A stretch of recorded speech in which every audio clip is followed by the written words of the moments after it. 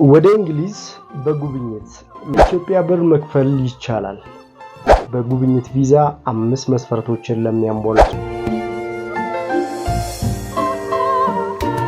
የኢትዮ ትራቭል ቤተሰቦች እኛን ማበረታታት ሰፖርት ማድረግ ለምትፈልጉ ሰዎች በጆይን የምትለዋን የዩቲዩብ ሰብስክራይብ አጠገብ ያለችዋን ጆይን የምትለው ዓለም ላይ ያላችሁ አሜሪካንም አውሮፓም ያላችሁ እኛን ሰፖርት እንድታደርጉን የተለያዩ ቲፖችን አስቀምጠናል ማለት ነው። በስራችን ደስተኛ ከሆናችሁ ጆይን የምትለዋን ነክታችሁ ሰብስክራይብ ጆይን እንድታደርጉና ሰፖርት እንድታደርጉን በአክብሮት ጠይቃለሁ። የምታውቁት ከቪዛና ኢሚግሬሽን እንዲሁም ደግሞ የኤምባሲ መረጃዎችን በተለየ መንገድ ወደ እናንተ ለማድረስ እንግዲህ እየሰራን እንገኛለን ማለት ነው። ስለዚህ እናንተም ይሄንን ጆይን የሚለውን በተን በመጫን ሰፖርት እንድታደርጉን በአክብሮት እንጠይቃለን። ሰላም እንዴት ናችሁ? ኢትዮ ትራቭሎች ነን። ከቪዛ ኢሚግሬሽን፣ ፓስፖርት፣ ዓለም አቀፍና ሀገር ውስጥ በረራዎች ጋር በተገናኘ የተለያዩ መረጃዎችን ወደ እናንተ እናደርሳለን። ሰብስክራይብ በማድረግ ቤተሰብ ሁኑ። ሀሳብ፣ አስተያየት፣ ጥያቄዎች ካላችሁ ኮሜንት ላይ አስቀምጡልን። ካለፉት አመታት ይሄኛው መረጃ የተሻለ ነው። ምክንያቱም የእንግሊዝ ኤምባሲ የተለያዩ ዶክመንቶችን ለሚያሟሉ ሰዎች ወደ እንግሊዝ መግባት ይችላሉ ብሏል። ከብዙ መስፈርቶች ውስጥ 5 መስፈርቶችን ብቻ የሚያሟላ ሰው ካለ ወደ እንግሊዝ በጉብኝት በ3 ወር ቪዛ መግባት ይቻላል ተብሏል። እነዚህ መስፈርቶች ምን ናቸው? እንዲሁም ምንስ ዕድል አላቸው? ምን ያስፈልጋል የሚለውን በዝርዝር እንነግራችኋለን። ከናንተ የሚያስፈልገኝ አንድ ነገር ብቻ ነው። ላይክ አድርጉ፣ ሼር አድርጉ። ሀሳብ፣ አስተያየት፣ ጥያቄ ካለ ኮሜንት ላይ አስቀምጡ። አዲስ አበባ የሚገኘው የእንግሊዝ ኤምባሲ 5 መስፈርቶችን ለሚያሟላ ሰው በጉብኝት ቪዛ ወደ ዩኬ ለንደን መግባት ይችላል ብሏል። እነዚህ መስፈርቶች ምን ናቸው? አብረን እናያለን። አብራችሁን ቆዩ።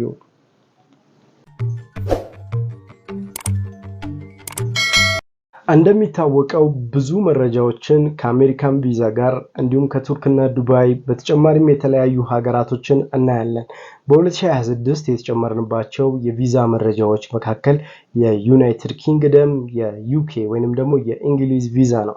የእንግሊዝ ቪዛ በርካታ እድሎች አሉት። አንደኛው የአሜሪካን ቪዛ ለማግኘት በጣም አጭሩና ቀላሉ መንገድ ነው። ዩኬ ለመግባት ግን ብዙ መስፈርቶች አያስፈልጉትም። እነዚህ መስፈርቶችን ለሚያሟላ ሰው የዩናይትድ ኪንግደም አዲስ አበባ ያለው የእንግሊዝ ኤምባሲ እነዚህ መስፈርቶችን አሟልታችሁ ከመጣችሁ በዚህ መስፈርት ብቻ የቤልጂየም እና የዩናይትድ ኪንግደም የእንግሊዝን ቪዛ ማግኘት ትችላላችሁ ብሏል። እነዚህ መስፈርቶች 5 ናቸው።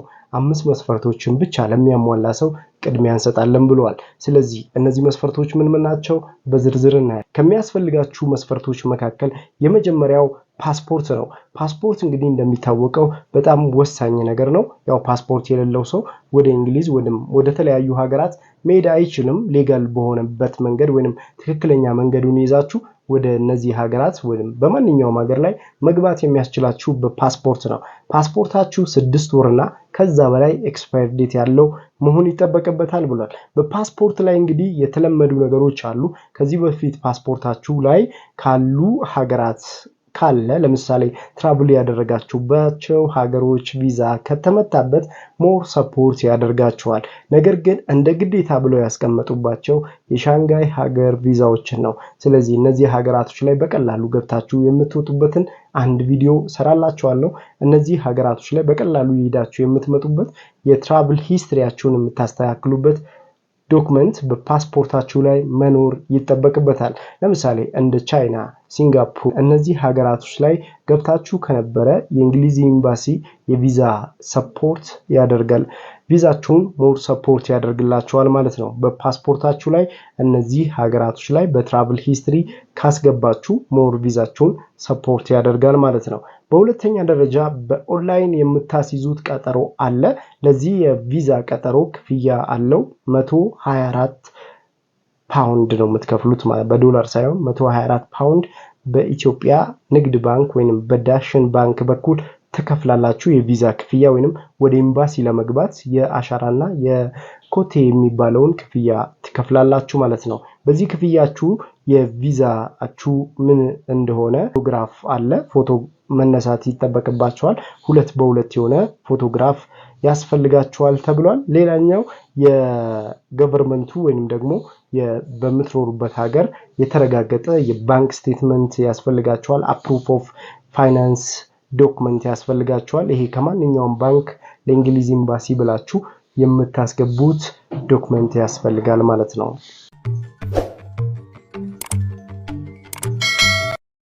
የባንክ ስቴትመንት ስታስገቡ አንደኛ ደሞዝ ያላችሁ ሰራተኛ ከሆናችሁ እንዲሁም ደግሞ ሰራተኛ ካልሆናችሁ ነጋዴ ከሆናችሁም የምትሰሩበትን ሁኔታ ዲቴል ኢንፎርሜሽን ያለው የባንክ ስቴትመንት ነው የምታስገቡት። ለምሳሌ ሰራተኛ ከሆናችሁ ደሞዛችሁ ምን ያህል እንደሆነ፣ ምን ያህል ጊዜ እዛ ስራ ላይ እንዳላችሁ፣ ኤክስፔሪየንሳችሁን ሙሉ በሙሉ ማቅረብ ይጠበቅባቸዋል ማለት ነው። ሌላኛው ትራቭል ሂስትሪ ነው። ቅድም እንዳልኩት አካዳሚካል የሆነ ትራቭል ሂስትሪ ያስፈልጋቸዋል። ለምሳሌ በቅድም ላይ ጠቀስኳቸው ልክ እንደ ዱባይ፣ ቻይና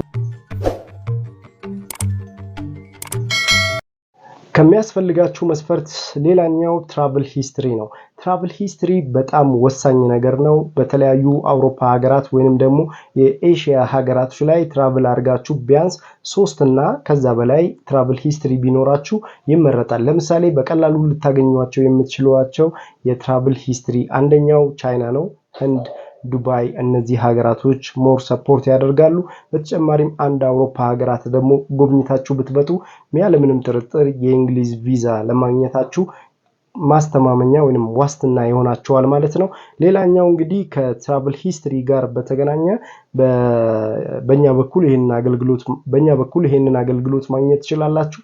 ትራቭል ሂስትሪያችሁን ማስተካከል ለምትፈልጉ ሰዎች እኛን በዚህ ስልክ ቁጥር ላይ ደውላችሁ ትራቭል ሂስትሪያችሁን አስተካክለን ወደ እንግሊዝ ኤምባሲ እንልካቸዋለን ማለት ነው።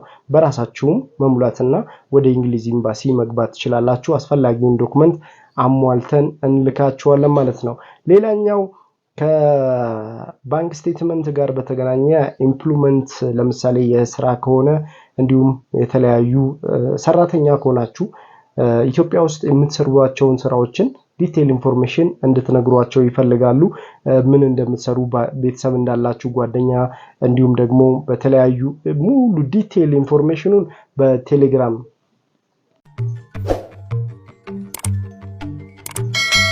ሌላኛው ከሚያስፈልጋችሁ ዶክመንቶች መካከል እንግዲህ ሰራተኛ መሆናችሁን ኢትዮጵያ ውስጥ በስራ ላይ ካላችሁ ሰራተኛ መሆናችሁን ወይንም ደግሞ በግል የምትሰሩ ከሆነ ነጋዴ መሆናችሁን የንግድ ፍቃድ ያስፈልጋችኋል። እንዲሁም ቢዝነስማን ከሆናችሁ ደግሞ የግል ሰራተኛ መሆናችሁን የሚያሳዩ ሌተሮች ያስፈልጋሉ። የድጋፍ ደብዳቤ መንግስት ሰራተኛ ከሆናችሁ የግል ሰራተኛም ከሆናችሁ የሰራ ወይንም ከምትሰሩበት መስሪያ ቤት የድጋፍ ደብዳቤ ያስፈልጋችኋል።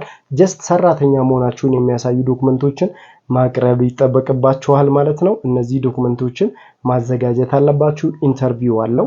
ኢንተርቪው መስጠት ግዴታ ይጠበቅባችኋል።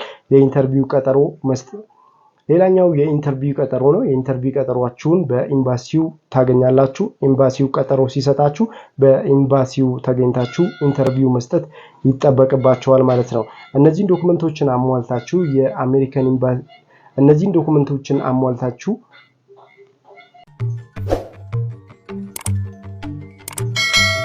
እነዚህን አስፈላጊ ዶክመንታችሁን አሟልታችሁ አዲስ አበባ በሚገኘው ካሳንቺስ ኤሊሌ ሆቴል 6ኛ ፎቅ ላይ ሄዳችሁ ለእንግሊዝ ኤምባሲ ዶክመንታችሁን ማስገባት ትችላላችሁ ማለት ነው።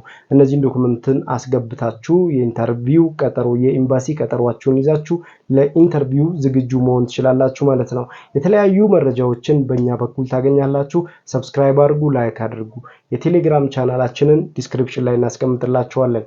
ፈጣን አዳዲስ የስራና የቪዛ መረጃዎችን በእኛ በኩል ታገኛላችሁ። የእንግሊዝ ኤምባሲ ያወጣውን የ3 ወር የቪዛ የ2026 አዳዲስ መረጃዎችን ወደ እናንተ አደረሰን። አብሬያችሁ የቆየሁት አሜን ነበርኩ። አብራችሁን ስለሆናችሁ እናመሰግናለን። ሰብስክራይብ አድርጉ፣ ላይክ አድርጉ፣ ሼር አድርጉ። ጥያቄ ሐሳብ ካላችሁ ኮሜንት ላይ አስቀምጡልን። አብራችሁን ስለሆናችሁ እናመሰግናለን።